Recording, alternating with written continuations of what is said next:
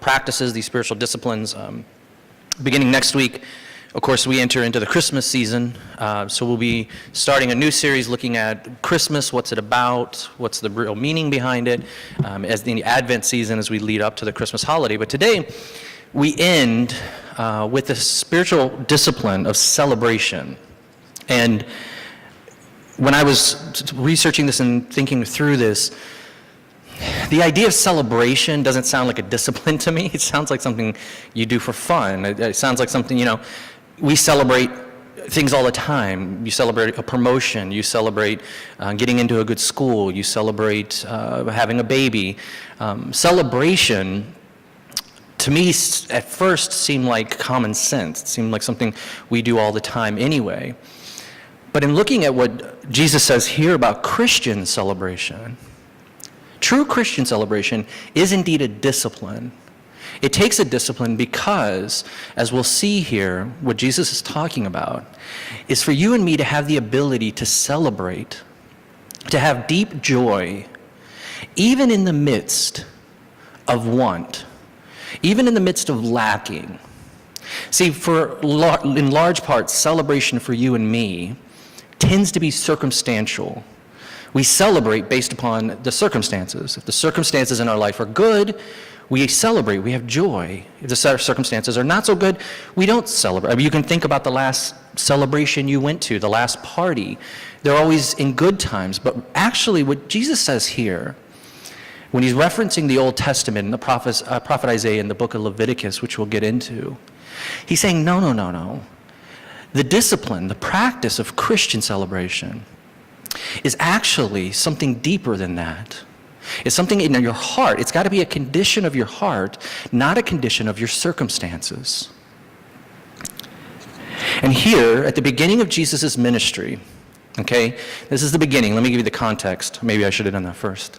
He's in the temple, and this is the first thing he's going to say. This is pretty much his first sermon in the book of Luke.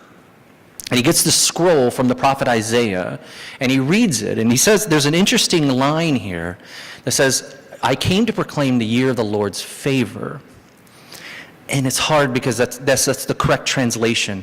But that's a direct reference to Leviticus chapter 25. And in Leviticus chapter 25 in the Old Testament, if you look it up, it's actually called the year of Jubilee. It says, I'm here, God institutes this thing called the year of Jubilee. And I'll explain what that is in a little bit. But what Jesus is, Jubilee meaning joy, meaning celebration. And Jesus is standing up and he says, this is the first thing he says. He says, listen people, I'm here to celebrate. I'm here to give you a sense of joy that the prophets told you about, but that you can only get with me. See, deep down, we're all really wired for joy. We're wired for celebration. This is the first thing Jesus says. He says, look, if you want to be part of my team, know that I'm all about celebration. I'm all about joy, jubilee. The thing is that deep down, we all sense this. Do you not? Do you not sense that you were made for joy? Do you not sense that there's something inside of you, a desire, that the things in this world just can't quench? A desire, a sense of wanting of joy that no matter what you get here on earth, it's just not going to do it. And Jesus says, I know. I'm going to do it for you. It's my year of Jubilee, Jesus says. You now have Jubilee. You can now truly, truly celebrate the way you were always meant to be. C.S. Lewis puts it great. He actually, in his autobiography, because he was an atheist, and he wrote his spiritual autobiography, and he says for the first time in his life, he discovered this joy. He said, he contrasted, he says his whole life he'd been seeking pleasures, but pleasures are far different than joy. He says, we're made for joy. And he proves it this way. He says that an unsatisfied desire, joy, this is how he defines it, is an unsatisfied desire which is itself more desirable than any other satisfaction. I know that doesn't sound straightforward. What he's basically saying is this: there's pleasures and then there's joy. And you and me in the Christian life were made for joy. We were made to be celebrating in our hearts, not based on our circumstances. And he goes on to say about desire, he says, if I find in myself a desire in which no experience in this world can satisfy, the most probable explanation is that I was made for another world. See, C.S. Lewis says his whole life he was searching for something. Pleasures didn't do it. It didn't make him happy. It didn't satisfy until finally he found joy with a capital J. And he found it through the gospel. But he says, listen, there's these desires in us, and nothing here is going to fix it. Nothing's going to give you and me the ability to celebrate in our hearts, despite our circumstances,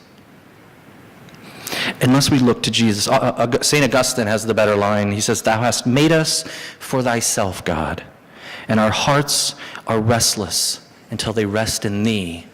And Jesus starts his ministry by saying, here's rest. If you guys want joy, and if you want the recipe for what it means to celebrate despite your circumstances, to have an inward heart of celebration, Jesus says, know this, I come to bring you the year of Jubilee. Joy. What is Jubilee? Let me explain this then. This is the first point in your outline. What is this whole nonsense, the year of Jubilee, the year of Jubilee? It's a celebration, but it's not a celebration like you would think. And here's what goes on. In the year of Jubilee, I'm going to give you a little history lesson. We got to do it for a second. Back in the Old Testament, God set up an order. He said, work for 6 days and take the seventh off. Then he said, work for 6 years and take the seventh off. Then he said, work for 7 times 7 years. Now we're at 49. And he said, take the year off. And that will be your year of Jubilee. Jesus says every 49, or God says rather, every 49 years you are to have a year of celebration. But this is not a celebration like you and me think. This is not going out and getting cake and drinks and good dinner with friends to celebrate. This is vastly different. Because what happened at the year of Jubilee was this. So basically, the word Jubilee comes from the old Hebrew word for a goat's horn or a ram's horn. So this big ram's horn. And at the beginning of the year Jubilee, God says, blow the horn. And when you blow that horn, everybody's going to know it's time to celebrate. It's time to have joy. It's time to have Jubilee.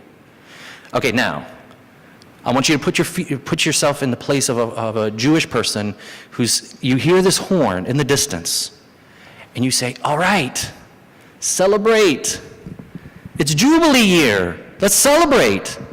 And I don't know why, but I had that Kool in the Gang song going on in my head the whole time. I got nobody? Kool in the Gang? Am I that old? Celebrate good times. Now it's going to be in your head for the whole week, isn't it? Because you can imagine this person hears that goat's horn and that Kool in the Gang song goes on in their head. Celebrate good times. Celebrate. Okay. And God says, here's how you're going to celebrate. All your debts that people owe you, you have to cancel them. Okay, the guy goes, okay, fine. So you're this Jewish guy, you're listening to this.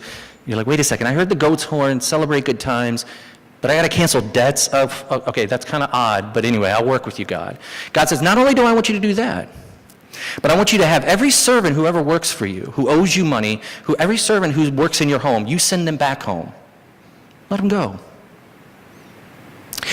So you hear the horn, and the guy's saying, wait, this is supposed to be celebration. This doesn't sound like Jubilee to me right now. God goes even further. He says, I don't want you to plant any crops for the whole year. Now, if you're this guy listening to it, you're like, okay, God, wait a second. This is not a celebration. I've got to get rid of everybody who owes me money. I've got to just forget about it. Everybody who owes me anything, I've got to let them go back home. And I can't even plant crops. I can't even do my work. And God says, exactly. And he goes even further.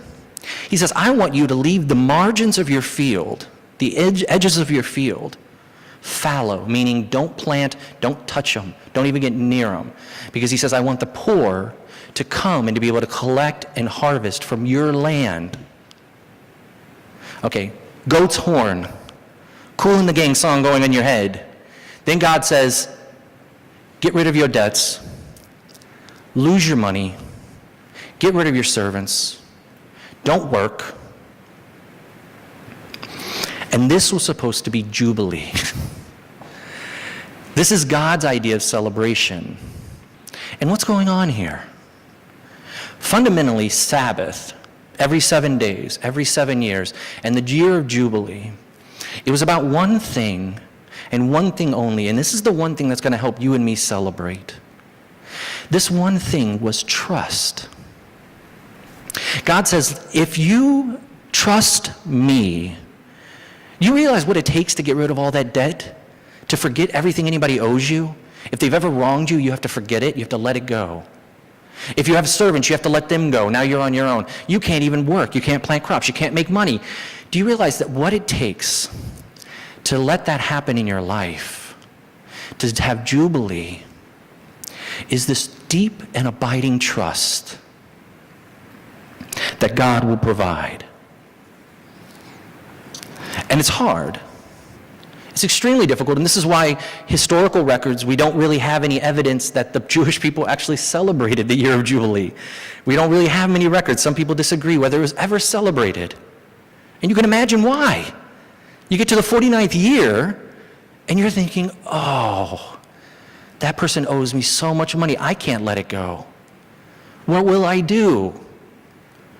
You think, well, I can't stop working now. What will I do for a year? And depending upon how you do the math, it was either that they had to take 1 full year off at the 49th year, or if they did it then, they have to wait for the 50th year. So that's, could you imagine, 2 full years where you forgive, where you help the poor, where you give away your money, where you lose. And God says, if you can do that, if you can trust in me to be your provider, enough to do that, to give generously, to seek the good of the poor, to celebrate others, instead of celebrating yourself, then and only then will you have what he calls true Jubilee, true joy.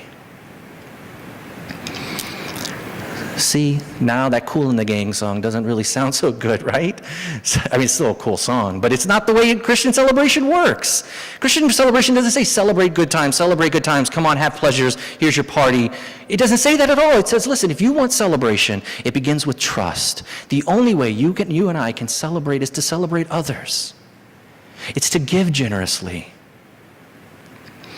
Richard Foster, who wrote the book that we've been using for this, or I've been using for this study, Celebration of Discipline, puts it the best way, and he's talking about the year of Jubilee.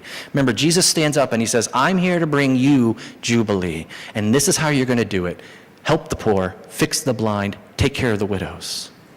And Richard Foster says, in the Old Testament, all the social stipulations of the year of Jubilee, meaning canceling all your debts, releasing slaves, planting no crops, returning property to the original owner. I forgot to tell you that one. If you leased property, you had to give it back.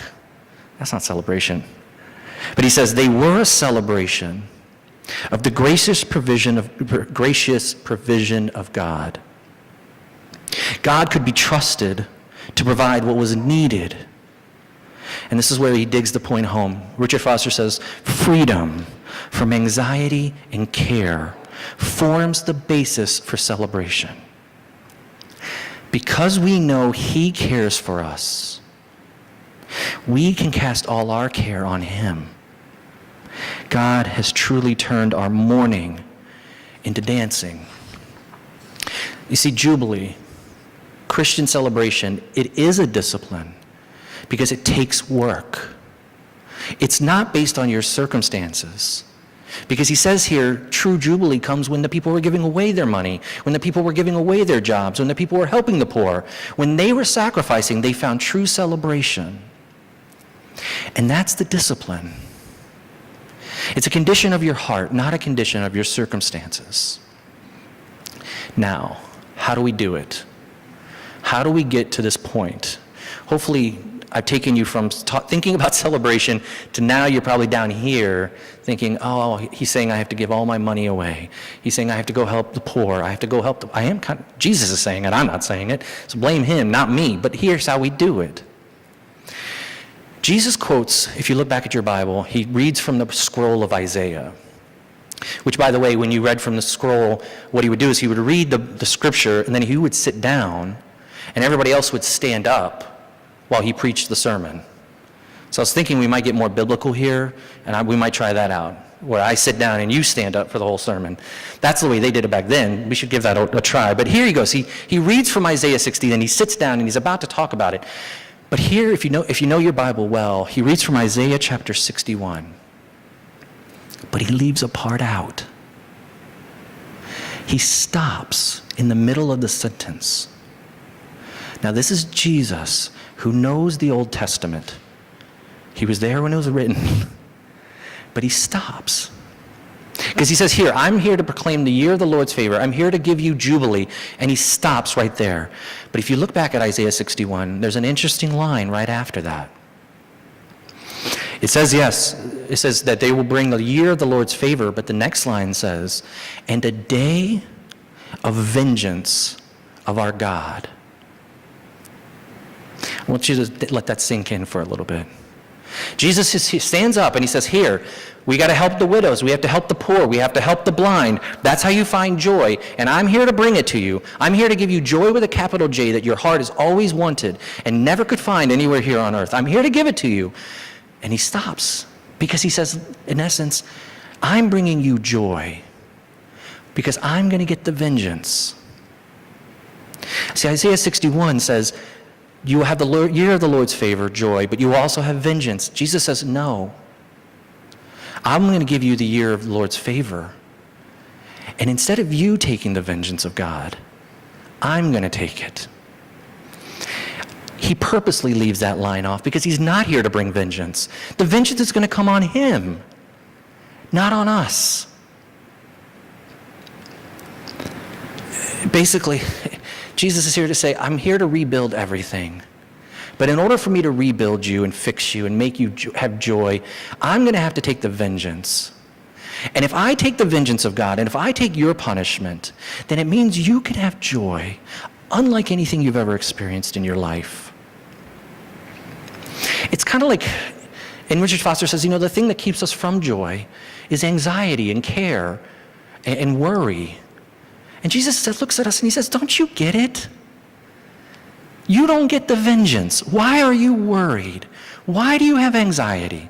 What bothers you so much that you can't trust in me for everything? It's almost as if Jesus whisks us up to the mountaintop. And he looks and he says, look at all this. Look at this beauty. Look at the snowy peaks. Look at the trees. And you and me are just staring at our toes, worrying. Do you ever stare at your toes? Oh, they're big. Oh, they're a little dirty, my toes. And Jesus says, stop staring at your toes. Look to eternity. Look what I give you from the mountaintop. Here's joy because I had vengeance, he says, put onto me. Paul finishes this thought in Philippians 4, chapter 4, verse 4. And this is the command for all of us. If we're going to be Christians, this is Paul's command. He actually has it in the tense of the verb is a command. He's not being nice about it. He's telling me and you to do it. He says, rejoice in the Lord always. Again, I will say, rejoice. Paul is telling you and me, be happy.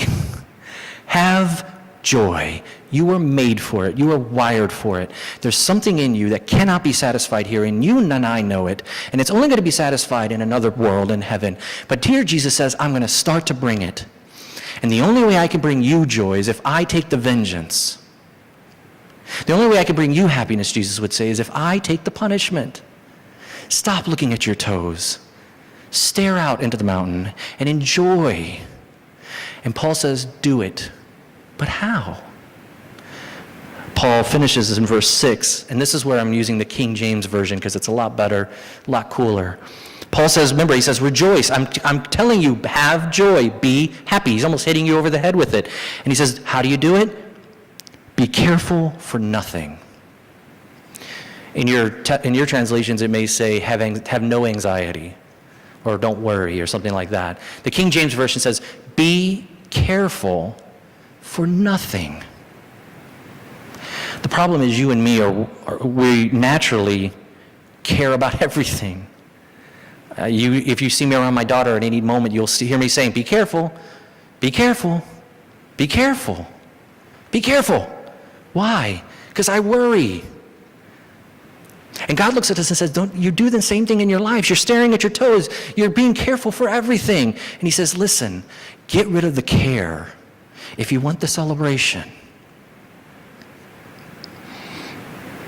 Richard Foster closes his chapter on the spirit of celebration by saying, the spirit of celebration will not be in us until we have learned to be careful for nothing.